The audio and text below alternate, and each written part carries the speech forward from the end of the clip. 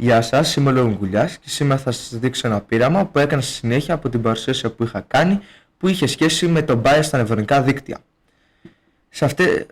Σε αυτό εδώ πέρα το πείραμα χρησιμοποιούμε τη βιβλιοθήκη Brain για να φτιάξουμε ένα νευρονικό δίκτυο το οποίο μπορεί να αναγνωρίζει δημοσιεύσεις αν είναι ανάμεσα από δύο πρόσωπα.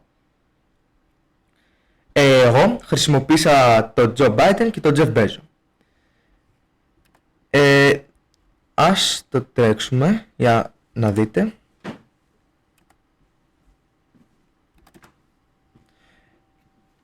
Εδώ πέρα βλέπετε τώρα σιγά σιγά κάνει training από μόνο του το νευρονικό δίκτυο και σε λίγο θα βγάλει το αποτέλεσμα.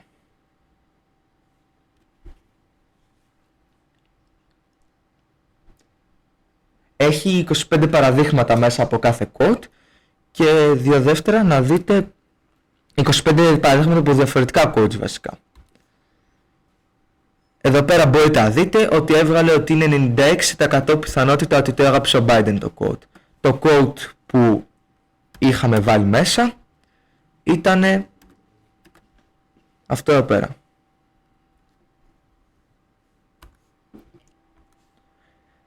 Τα 25 training data που ανέφερα πιο πριν είναι 25 διαφορετικές δημοσιεύσεις για τον Joe Biden και 25 άλλες δημοσιεύσεις από τον Jeff Bezos. Αυτά τα χρησιμοποιούμε ως training data που μπορείτε να δείτε εδώ πέρα, έτσι ώστε να εκπαιδεύσουμε το νευρονικό μας δίκτυο. Τώρα θα δούμε πώς μπορεί να εισέλθει bias μέσα στο νευρονικό μας δίκτυο. Αρχικά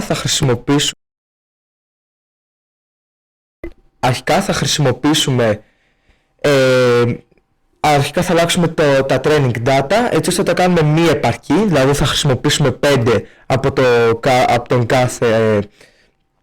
κάθε πρόσωπο και όπως μπορείτε να δείτε εδώ πέρα όταν το τρέξω, αρχικά το πρώτο που θα παρατηρήσουμε είναι ότι θα ανοίξει πολύ πιο γρήγορα, θα φορτώσει δηλαδή πολύ πιο γρήγορα, και το δεύτερο που θα παρατηρήσουμε είναι ότι σε αντίθεση με πριν δεν είναι τόσο σίγουρο για το ποιος το έγραψε αυτό το quote.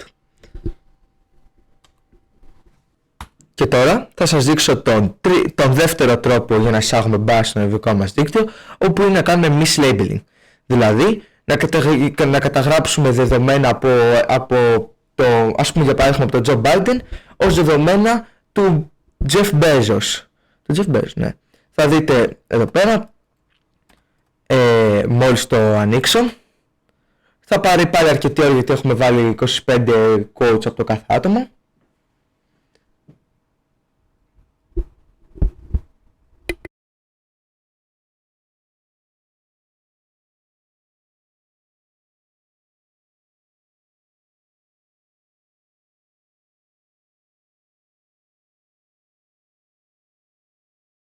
Όπως μπορείτε να δείτε πήρε αρκετή ώρα για να φορτώσει.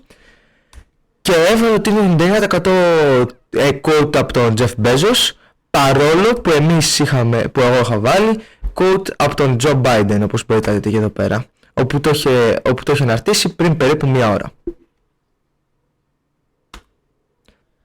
Εδώ πέρα μπορείτε να δείτε και τον τρίτο τρόπο για να βάλουμε bias στο νευρονικό μας δίκτυο, όπου είναι το hard bias, όπου μπορούμε να το εισάγουμε απευθείας μέσα στον κώδικα. Αυτό έχει και μερικούς καλούς σκοπούς, δεν είναι για κακούς σκοπούς, ας πούμε για όταν εισάγουμε ιστορικά δεδομένα. Αυτό το bias, αντίθεση με τα άλλα, δεν μπαίνει κατά λάθος, αλλά μπαίνει επίτηδες. Ευχαριστώ πολύ, ελπίζω να βρήκατε το βίντεο πολύ χρήσιμο και γεια σας.